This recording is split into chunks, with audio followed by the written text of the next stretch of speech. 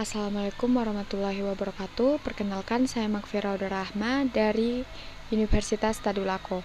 Di pertemuan 11 dan 12 kali ini akan membahas tentang aset tetap dan aset tak berwujud.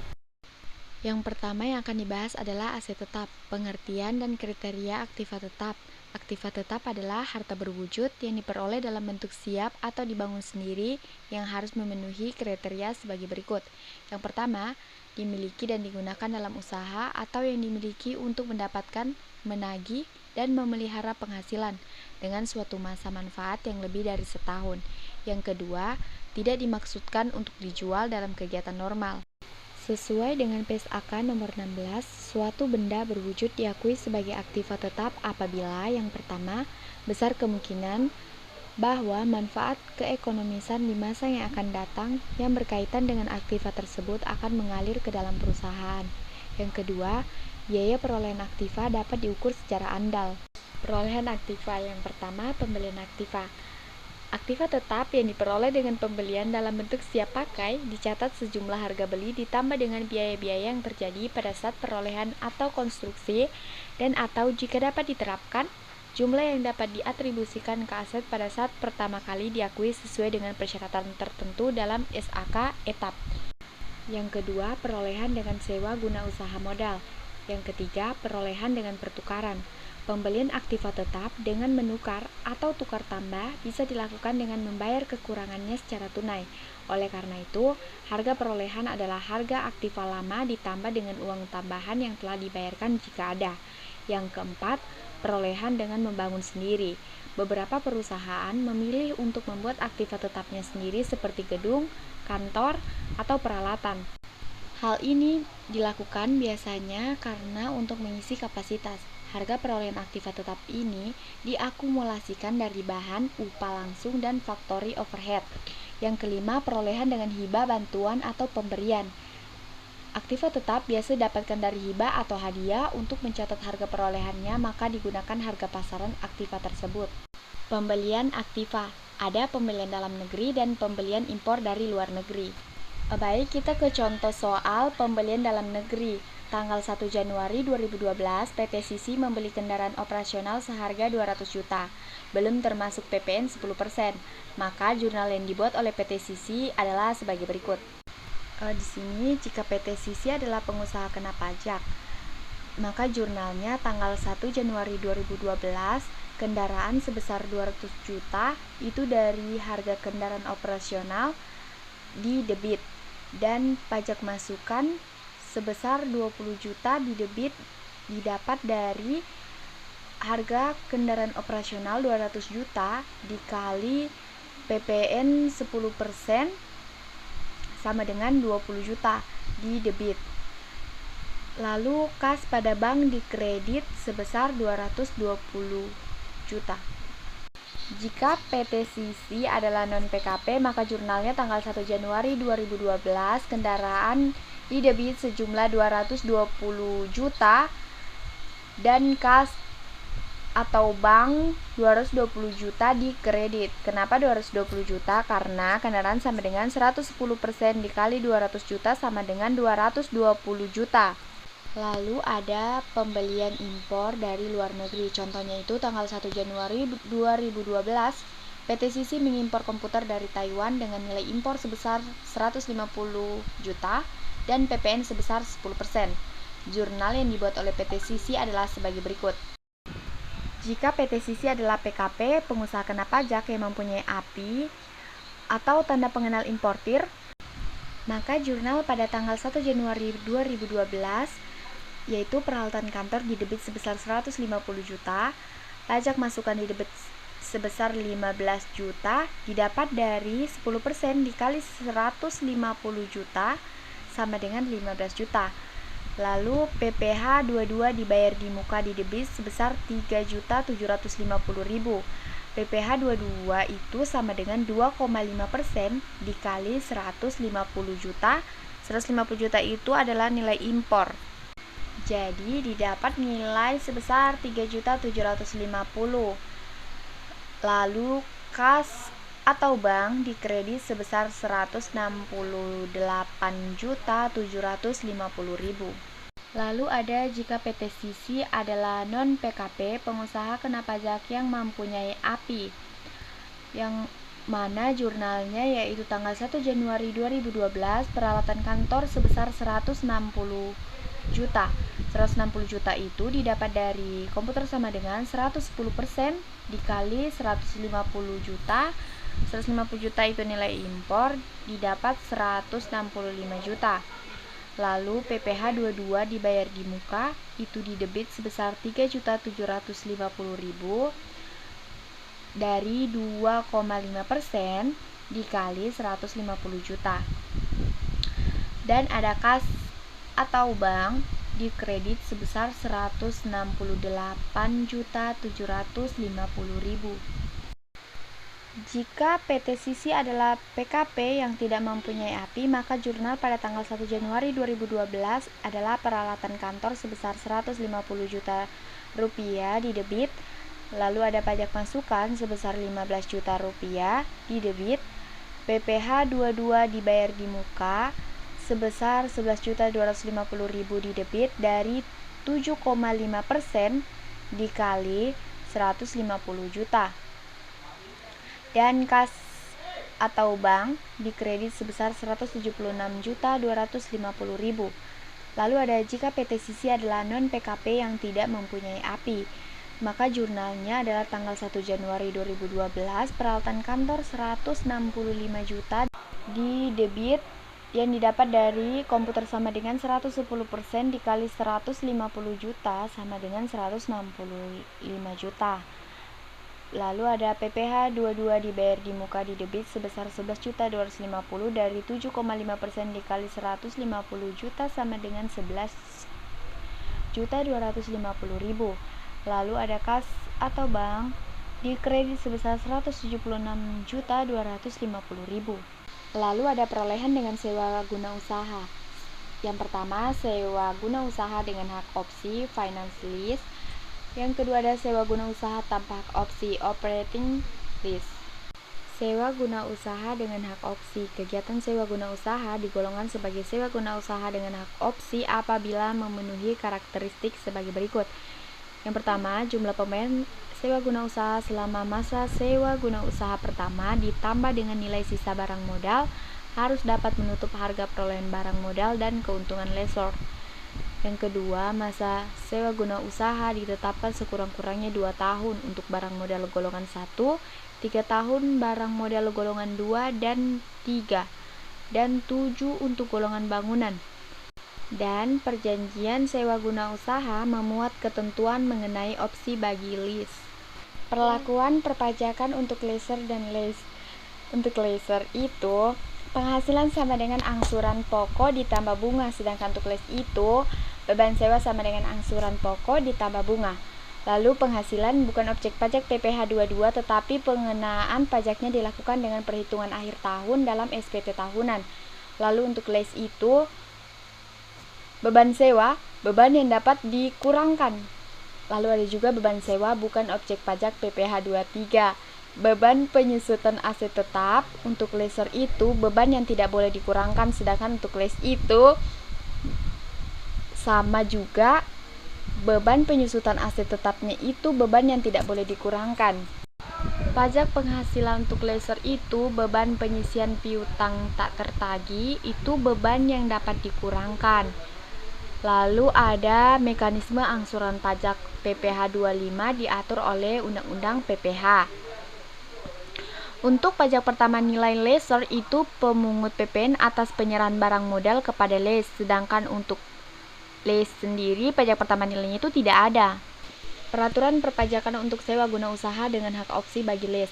Yang pertama, selama masa sewa guna usaha, lease tidak boleh melakukan penyusutan atas barang modal yang disewa guna usahakan sampai saat lease menggunakan hak opsi untuk membeli barang tersebut. Yang kedua, setelah menggunakan hak opsi untuk membeli barang modal tersebut, lease melakukan penyusutan pada dasar penyusutannya adalah nilai sisa barang modal yang bersangkutan. Yang ketiga, pembayaran sewa guna usaha yang dibayar atau terutang dengan lease kecuali pembebanan atas tanah merupakan biaya yang dapat dikurangkan dari penghasilan bruto lease sepanjang transaksi sewa guna usaha tersebut. memenuhi ketentuan kapital lease. Yang keempat, dalam hal masa sewa guna usaha lebih pendek dari masa yang ditentukan, maka Dirjen Pajak melakukan koreksi atas pembebanan biaya sewa guna usaha. Yang terakhir, LES tidak memotong PPh 23 atas pembayaran sewa guna usaha yang dibayar atau terutang berdasarkan perjanjian sewa guna usaha dengan hak opsi. Peraturan perpajakan untuk sewa guna usaha dengan hak opsi bagi lessor. Yang pertama, penghasilan yang dikenakan PPh adalah sebagian dari pembayaran sewa guna usaha berupa imbalan jasa sewa guna usaha, yaitu seluruh pembayaran sewa guna usaha dikurangi dengan angsuran pokok. Yang kedua, lessor tidak berhak menyusutkan atas aset tetap yang disewa guna usahakan dengan hak opsi. Yang ketiga, dalam hal masa sewa guna usaha lebih pendek dari masa yang ditentukan, maka Dirjen Pajak melakukan koreksi atas pengakuan penghasilan pihak lessor. Yang keempat, lessor dapat membentuk dana cadangan piutang tak tertagih yang dapat dikurangi dari penghasilan bruto setinggi-tingginya sejumlah 2,5% dari rata-rata saldo awal dan saldo akhir piutang sesuai dengan PMK 81/PMK 03/2009. Yang kelima, kerugian sebenarnya yang disebabkan piutang yang nyata-nyata tidak dapat ditagih dibebankan pada perkiraan cadangan piutang tak tertagih. Yang keenam, dalam hal cadangan piutang tak tertagih tidak atau tidak seluruhnya dipakai untuk menutup kerugian sebagaimana dimaksud, maka jumlah kelebihan cadangan tersebut diperhitungkan sebagai penghasilan. Sedangkan dalam hal jumlah cadangan tersebut tidak mencukupi, maka kekurangannya diperhitungkan sebagai kerugian.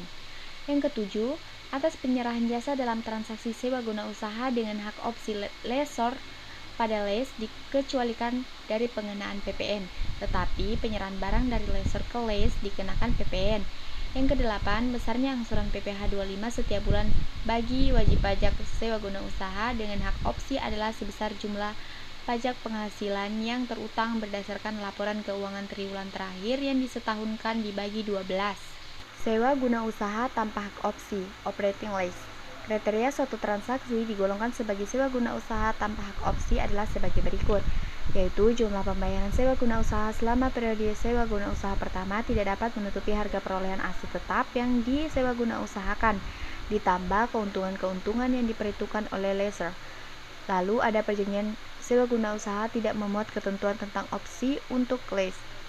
Kedua syarat di atas menandakan bahwa suatu sewa guna usaha digolongkan sebagai sewa guna usaha tanpa hak opsi apabila lessor benar-benar tidak berniat menjual aset tetap tersebut dan hanya ingin menyewakan saja.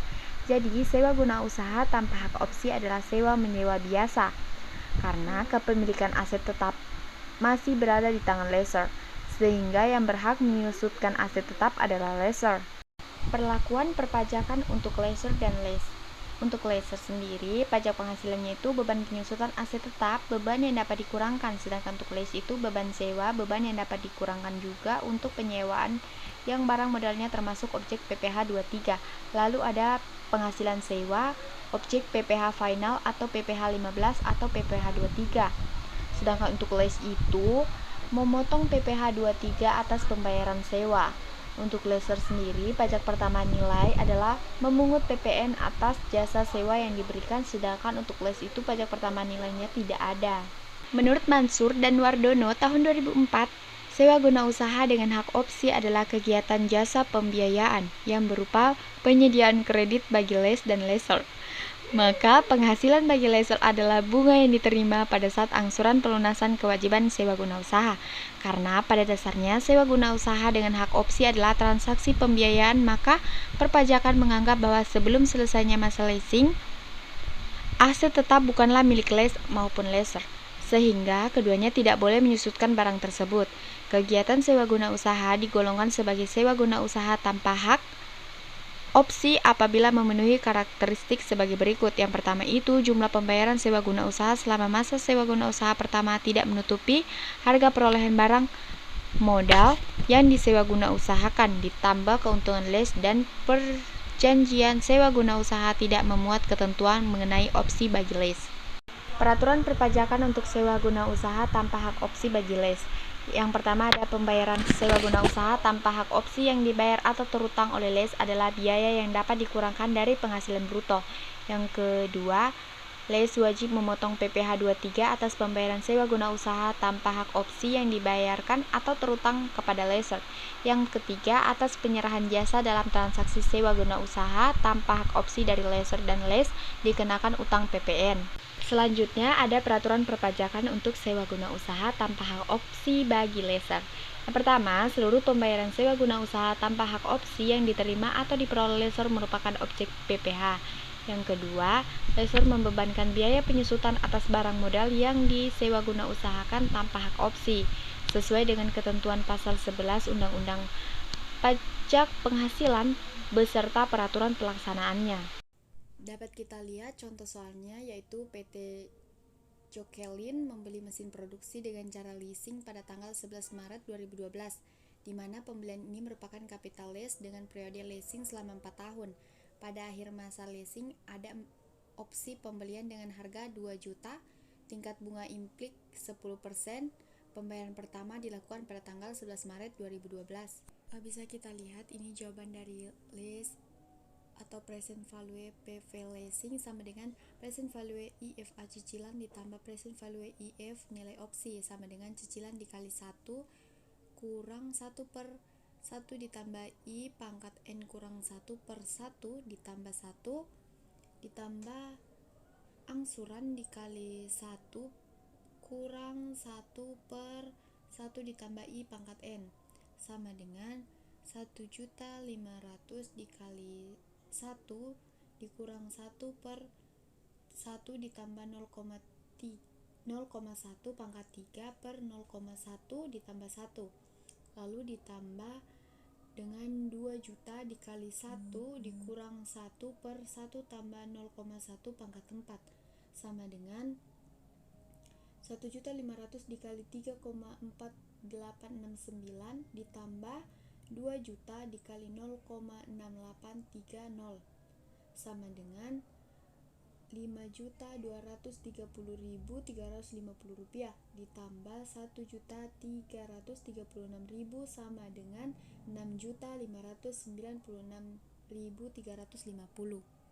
Dengan jurnal pada tanggal 11 Maret 2012 itu aset tetap leasing di debit sebesar 6.596.350, utang leasing jangka pendek di kredit sebesar 1.374.239,58 dan utang leasing jangka panjang di kredit sebesar 5.222.110.042.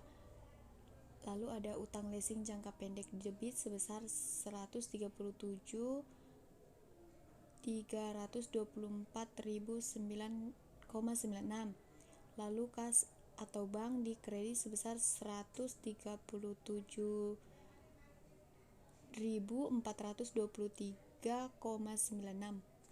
Lalu di tanggal 11 April 2012 ada utang leasing jangka pendek di debit sebesar 137.423,96, beban bunga di debit sebesar 645.892,60 dan kas atau bank di kredit sebesar 783.316,56.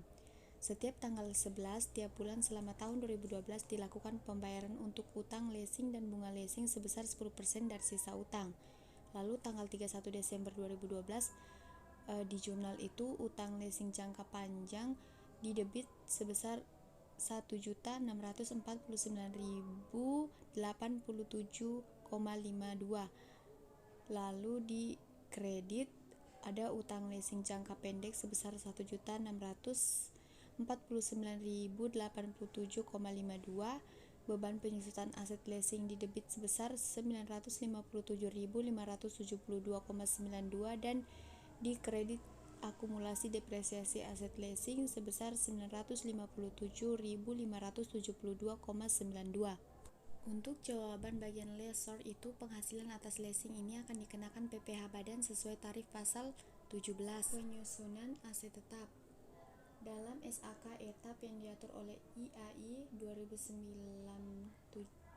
2009-71-73, metode penyusutan yang dapat digunakan adalah sebagai berikut. Yang pertama itu metode garis lurus, stretch line method, menghasilkan pembebanan yang tetap selama umur manfaat aset jika nilai resursinya tidak berubah. Yang mana metode garis lurus ini untuk kelompok bangunan dan bukan bangunan. Lalu ada metode saldo menurun atau declining balance method, menghasilkan pembebanan yang menurun selama umur manfaat aset. Metode saldo menurun ini untuk kelompok bukan bangunan saja. Pada akhir masa manfaat disusutkan sekaligus atau closed ended. Suatu entitas harus memilih metode penyusutan yang mencerminkan ekspektasi dalam pola penggunaan manfaat ekonomi masa depan aset. Berdasarkan Undang-Undang PPH Nomor 36 Tahun 2008, pengeluaran untuk memperoleh harta berwujud yang mempunyai masa manfaat lebih dari 1 tahun harus dibebankan sebagai pengeluaran untuk mendapatkan, menagih, memelihara penghasilan dengan mengalokasikan pengeluaran tersebut selama masa manfaat harta tersebut melalui penyusutan. Penggunaan metode penyusutan harus dilakukan secara taat asas. Metode penyusutan yang diperbolehkan dalam ketentuan perpajakan itu seperti yang kita bahas tadi ada dua, yaitu metode garis lurus dan metode saldo menurun. Di dalam perpajakan tidak mengenal nilai sisa karena prinsip penyusutan dalam ketentuan pasal 11 Undang-Undang PPH Nomor 36 Tahun 2008 adalah mekanisme pengalokasian biaya yang dikeluarkan untuk memperoleh aset selama masa manfaat. Menurut peraturan perpajakan, penyusutan aset tetap dimulai pada tahun pengeluaran untuk tahun 2000 dan sebelumnya. Undang-Undang PPH Nomor 17 Tahun 1983,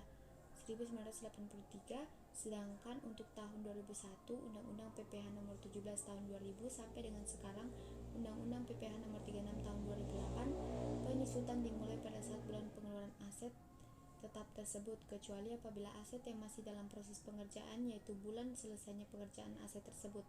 Dengan persetujuan Ditjen Pajak, wajib pajak diperkenankan melakukan penyusutan mulai dari bulan aset tersebut digunakan untuk mendapatkan, menagih, dan memelihara penghasilan atau pada bulan aset yang bersangkutan melalui penghasilan.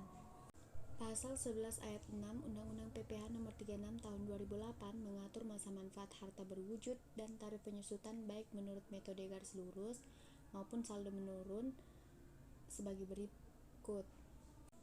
Kelompok harta berwujud itu ada bukan bangunan. Kelompok 1 itu masa manfaatnya 4 tahun, tarif penyusutan garis lurus 25% dan tarif penyusutan saldo menurunnya 50%. Lalu ada kelompok 2, masa manfaatnya 8 tahun, tarif penyusutan garis lurusnya 12,5%, tarif penyusutan saldo menurunnya 25%.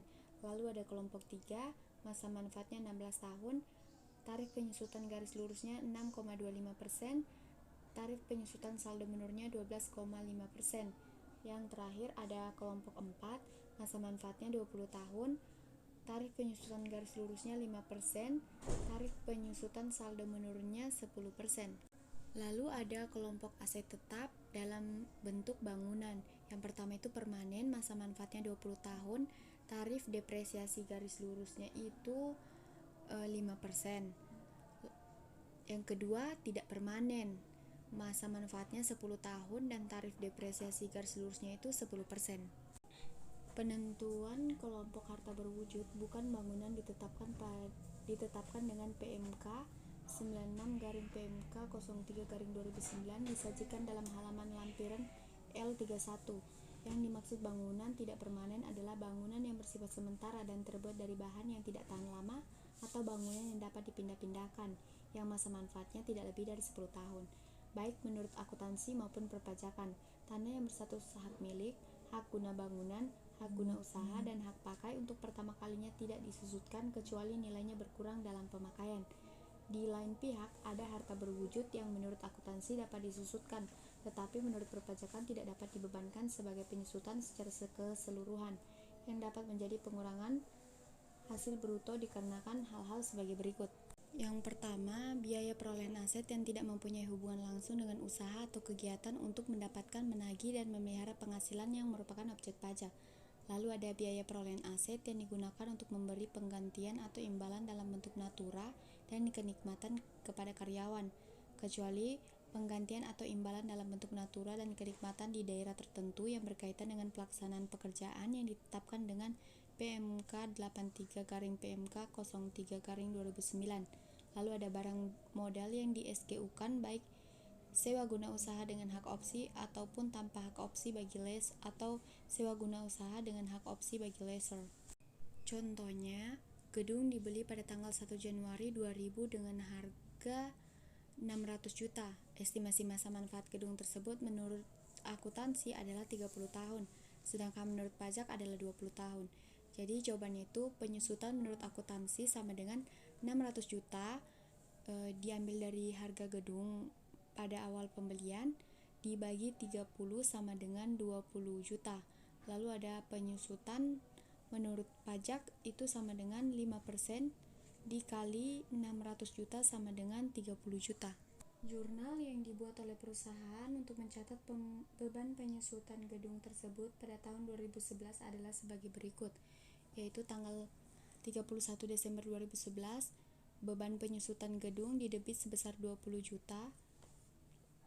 Ada akumulasi penyusutan gedung dikredit sebesar 20 juta yang diambil dari 600 juta dibagi 30 sama dengan 20 juta.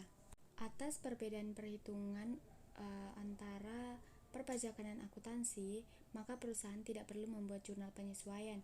Perbedaan estimasi masa manfaat tersebut menimbulkan beda waktu atau beda temporer antara perpajakan dan akuntansi.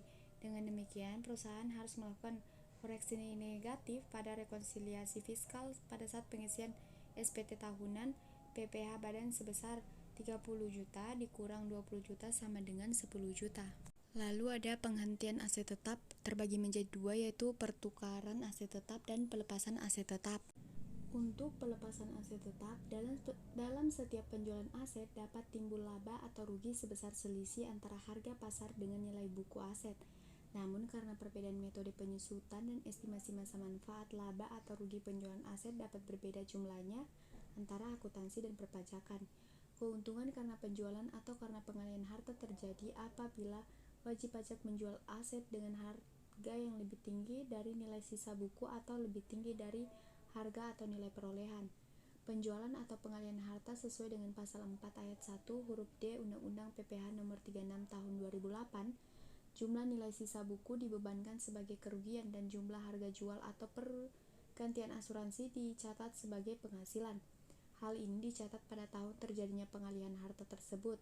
Apabila terdapat kerugian pada masa yang akan datang, maka jumlah nilai sisa buku fiskal harta yang bersangkutan dapat dicatat sebagai beban masa yang akan datang dengan persetujuan Dirjen Pajak. Menurut Pasal 4 ayat 3 huruf A dan B Undang-Undang PPh nomor 36 tahun 2008, keuntungan atas pengalihan harta berupa hibah atau warisan, bantuan atau sumbangan kecuali harta tersebut dialihkan kepada keluarga sedara dalam garis keturunan lurus 1 derajat. Pengusaha kecil termasuk koperasi yang ditetapkan oleh Menteri Keuangan sepanjang tidak ada hubungannya dengan usaha, pekerjaan, kepemilikan atau penguasaan antara pihak-pihak yang bersangkutan, maka jumlah nilai sisa buku tidak boleh dibebankan sebagai biaya kerugian bagi pihak yang mengalihkan dan bukan penghasilan bagi pihak yang menerima. Sebaliknya, apabila tidak memenuhi pasal 4 ayat 3 huruf A dan B, maka pihak yang mengalihkan nilai sisa bukunya tidak dapat diakui sebagai biaya dan bagi penerimanya merupakan penghasilan. Revaluasi aset tetap. Revaluasi aset tetap adalah suatu penilaian kembali atas aset tetap yang dimiliki perusahaan sehingga sesuai dengan harga pasar saat dilakukan revaluasi tersebut. Dalam akuntansi, revaluasi aset tetap pada umumnya tidak diperkenankan. Hal ini disebabkan karena SAK etap menganut penilaian aset tetap berdasarkan biaya perolehan atau harga pertukaran. Namun demikian, menurut paragraf 15.15/2009, penyimpangan dari ketentuan ini mungkin dilakukan berdasarkan ketentuan pemerintah. Dengan adanya kewenangan dari pemerintah untuk mengatur penyimpangan dari konsep biaya perolehan, maka dikeluarkan peraturan mengenai penilaian kembali aset tetap melalui PMK 79/PMK03/2008 tanggal 23 Mei 2008 yang menggantikan KMK 486/KMK 03/2002 tanggal 28 November 2002. Di dalam pelaporan keuangan haruslah dijelaskan mengenai penyimpangan tersebut di dalam penyajian aset tetap serta pengaruh dari penyimpangannya terhadap gambaran keuangan entitas. Setelah nilai revaluasi aset tetap diakui dalam ekuitas dengan akun surplus revaluasi aset tetap, akun tersebut dalam ekuitas dapat dipindahkan langsung ke saldo laba pada aset tersebut dihentikan pengakuannya. Hal ini meliputi pemindahan sekaligus surplus revaluasi aset tetap pada saat penghentian atau pelepasan aset tersebut. Tetapi surplus revaluasi aset tetap dapat dipindahkan sejalan dengan penggunaan aset oleh entitas. Contohnya, tanggal 31 Desember 2011, PT Benur menerima surat persetujuan dari Dirjen Pajak untuk melakukan revaluasi aset tetap yang dimilikinya. Berikut daftar aset tetap yang akan direvaluasi. Yang pertama, tanah yang diperoleh pada Desember 2006 dengan harga perolehan 500 juta dan harga revaluasi sebesar 1 miliar. Yang kedua, bangunan permanen yang diperoleh pada Januari 2009 dengan harga perolehan 600 juta dan harga revaluasi 850 juta, masa manfaat akuntansi sesuai dengan masa manfaat perpajakan. Yang ketiga, mesin produksi yang termasuk pada kelompok 2, masa manfaat akuntansi sesuai dengan masa manfaat perpajakan diperoleh pada Juli 2009 dengan harga perolehan 100 juta dan harga revaluasi sebesar 200 juta.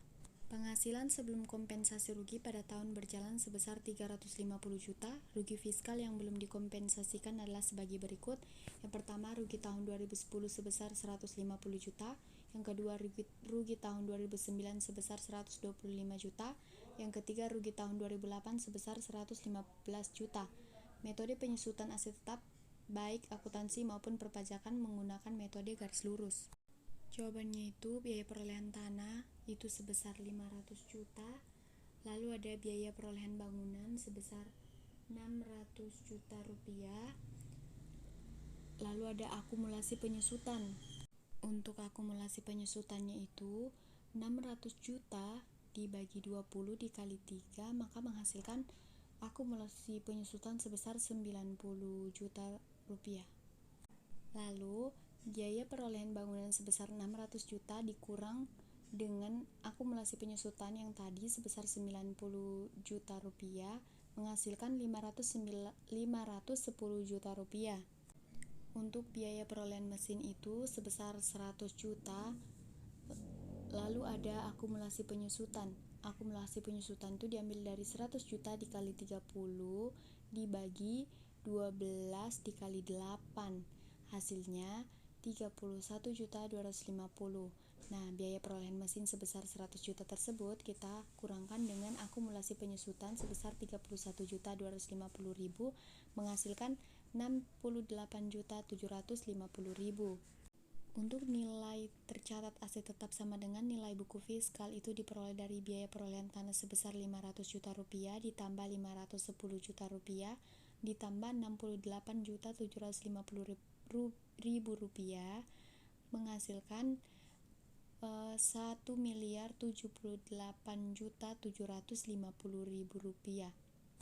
Untuk harga pasar itu 1 miliar ditambah 850 juta tambah 200 juta sama dengan 2 miliar 50 juta rupiah. Nilai tercatat aset tetap sama dengan nilai buku fiskal sama dengan 1.078.750.000. Surplus revaluasi aset tetap sama dengan selisih lebih penilaian kembali aset tetap perusahaan untuk tujuan perpajakan, di mana harga pasar yang tadi dikurang dengan nilai tercatat aset tetap sama dengan nilai buku fiskal. Hasilnya 971.250.000. PPh final sama dengan 10% dikali 971.250.000 sama dengan 97.125.000. Jurnal yang dibuat adalah tanah sebesar 500 juta rupiah di debit, bangunan 250 juta rupiah di debit, akumulasi penyusutan bangunan 90 juta rupiah Di debit, mesin 100 juta rupiah. Di debit, akumulasi penyesuaian mesin sebesar 31.250.000 di debit. Surplus revaluasi aset tetap sebesar 971.250.000 di kredit. PPh final atas revaluasi aset tetap sebesar 97.125.000 di debit. Kas atau bank sebesar 97.125.000 di kredit. Perlakuan aset tetap setelah direvaluasi akan memiliki nilai buku yang sama dengan nilai pasar. Nilai pasar atau nilai setelah dilakukan revaluasi aset tetap tersebut merupakan dasar penyesuaian yang baru dan mulai berlaku pada saat dilakukannya revaluasi. Masa manfaat aset tetap menjadi nol kembali atau seolah-olah belum pernah disusutkan. Lalu kita masuk di pembahasan aset tidak berwujud. Menurut SAK etap yang diatur oleh IAI 2009-76, aset tak berwujud adalah aset non-moneter yang dapat diidentifikasi dan tidak mempunyai wujud fisik. Ciri utama aset tak berwujud ialah merupakan benda yang tidak dapat dilihat dan dipegang. Entitas dapat mengakui aset tak berwujud apabila yang pertama, kemungkinan entitas akan memperoleh manfaat ekonomis masa depan dari aset tersebut. Dan yang kedua, biaya perolehan aset atau nilai aset tersebut dapat diukur dengan andal. Apabila entitas tidak mampu menentukan nilai wajar yang andal atas aset yang diperoleh, maka biaya perolehannya diukur pada jumlah tercatat entitas yang diberikan. Berikut adalah termasuk aset tak berwujud. Contohnya hak paten, hak cipta, merek atau trademark, goodwill, dan waralaba. Aset tak berwujud tidak termasuk efek atau surat berharga, hak atas mineral dan cadangan mineral seperti minyak gas dan sumber daya yang tidak dapat diperbarui. Harga perolehan aset tak berwujud.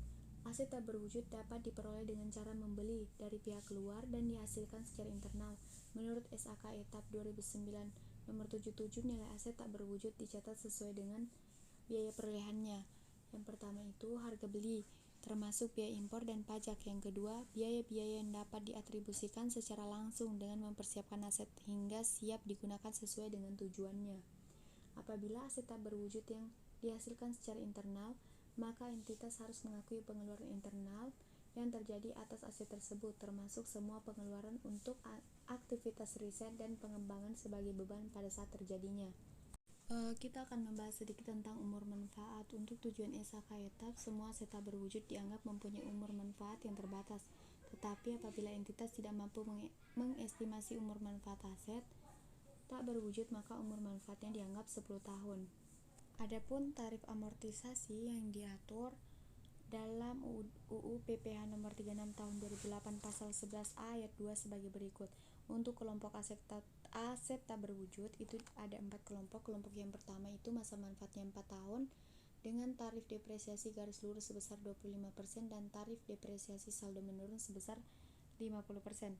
Lalu yang kelompok kedua itu masa manfaatnya 8 tahun, tarif depresiasi garis lurusnya 12,5%, tarif depresiasi saldo menurunnya 25%. Kelompok ketiga masa manfaatnya 16 tahun, tarif depresiasi garis lurusnya 6,25% dan tarif depresiasi saldo menurunnya 12,5%. Untuk kelompok 4, masa manfaatnya 20 tahun, tarif depresiasi garis lurusnya 5% dan tarif depresiasi saldo menurunnya sebesar 10%.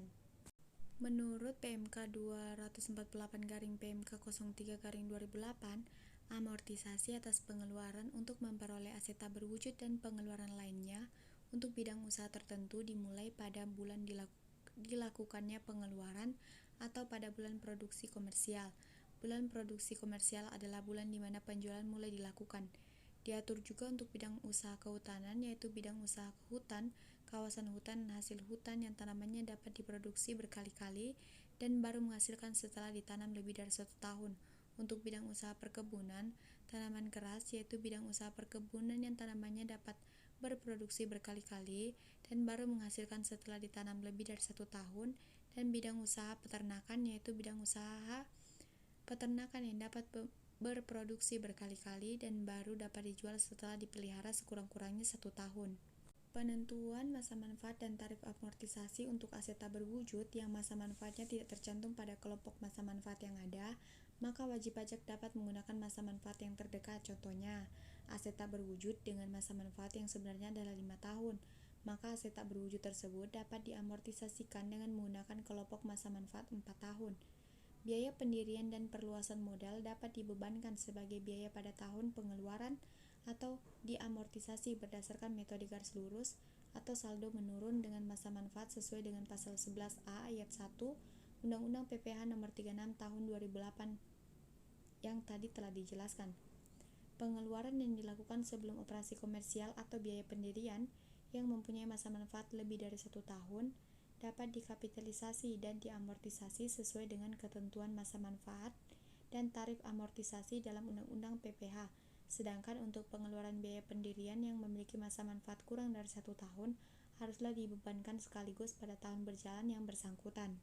Contoh soalnya itu, PT Boki yang baru berdiri 2008 telah menghabiskan biaya sebesar 50 juta untuk mendapatkan berbagai izin pengurusan pendirian perusahaan. Biaya tersebut diperlakukan sebagai aset lainnya dan memiliki masa manfaat 5 tahun menurut pertimbangan pihak manajemen, sehingga oleh perusahaan diamortisasi dengan metode garis lurus. Cara pengerjaannya itu, penyusutan menurut akuntansi itu 50 juta dibagi dengan 5 sama dengan 10 juta. Lalu ada penyusutan menurut pajak itu sama dengan 25% dikali 50 juta sama dengan 12.500.000. Jurnal untuk mencatat pengakuan biaya tersebut pada tahun pertama adalah sebagai berikut, yaitu tanggal saat mengeluarkan biaya aset lainnya sebesar 50 juta pada kas atau bank sebesar 50 juta di kredit. Lalu pada tanggal 31 Desember 2008, beban amortisasi sebesar 10 juta di debit dan aset lainnya sebesar 10 juta di kredit. Sementara itu, menurut fiskal, beban-beban tersebut dapat dikapitalisasi dan kemudian diamortisasi dengan masa manfaat 4 tahun sesuai dengan kelompok 1 sebesar 12.500.000.